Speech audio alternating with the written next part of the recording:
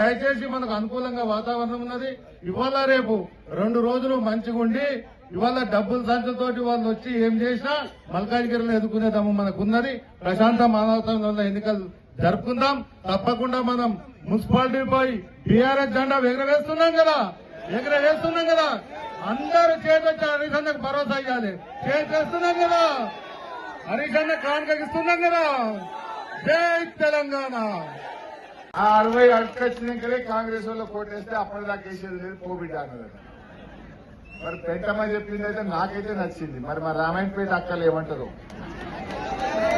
రామాయణపేట చెల్లెళ్ళు బరాబరేనా?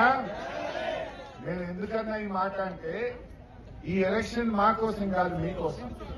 రేవంత్ రెడ్డి ఏమనుకుంటుండు, 4000 ఎక్కొట్టినా, 2500 ఎక్కొట్టినా, తులం బంగారం ఎక్కొట్టినా, 2 పసర్లకు రైతు బంధు ఎక్కొట్టినా, ఆడపిల్లలకు స్కూటీలు ఎక్కొట్టినా, ఇవాళ ఏది కూడా ఒక్కటి కూడా అమలు చేయలేదు. అన్ని ఎగ్గొట్టినా రామాయణపేట నాకే ఓట్లు పడ్డాయన్నాడు అనుకో, ఇస్తాడా రేపు? అందుకే రామాయణపేటలో ఓట్లు వేయించుకొని గద్దెనెక్కిన రేవంత్ రెడ్డికి కర్రు కాల్చి వాత పెట్టాలి. అట్లయితేనే మీకు 4000 వస్తాయి, 2500 వస్తాయి, తులం బంగారం వస్తుంది. లేకపోతే ఇస్తారా వీళ్ళు? బాగా ఆలోచించండి. ఇలా మేం కొత్తగా ఎమ్మెల్యే ఏం లేదు, మీకోసం కొట్లాడుతున్నాం. రోజు పొద్దుగల కేసీఆర్ గారు, నేను, కేటీఆర్ గారు మేము కొట్లాడుతున్నాం. మేము కొట్లాడి ఏమంటుడు రేవంత్ రెడ్డి, పేగులు తీసుకొని మెడలు వేసుకుంటా, నీ లాగుల తొండలు జొర్ర కొడతా, నీ కళ్ళ గుడ్లు ఉడదీస్తా. ఎవడన్నా ముఖ్యమంత్రి గట్లా మాట్లాడతారా? అయినా నేను అడుగుతా, నా పేగులు తీసుకొని మెడలు వేసుకుంటే నా అవ్వ కడుపు నిండుతుందా? ఇవాళ నా అవ్వ బుక్కడు బువ్వ తింటుందంటే కేసీఆర్ ఇచ్చిన 2000 కదా.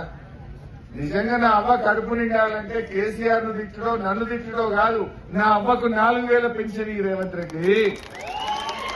అప్పుడు నా అవ్వ కడుపు నింటుంది. నువ్వు ఏం చేసినావు? ఇక కరోనా వస్తే నెలకు 10 కిలోల బియ్యం ఇచ్చి కేసీఆర్ కాపాడుకోలేదా? 1500 రూపాయలు ఇవ్వలేదా? ఏమిచ్చింది రేవంత్ రెడ్డి? ఆయన వచ్చినాక ఒకటొకటి ఉన్న స్కీములన్నీ బంద్ పెట్టుడే.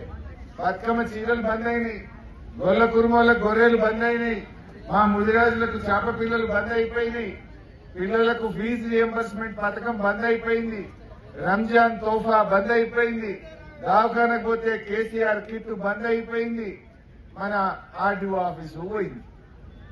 ఏమొచ్చిండ్రు? ఉన్నయి మోవుడే తప్ప కొత్తగా వచ్చిందేమని ఉన్నదా?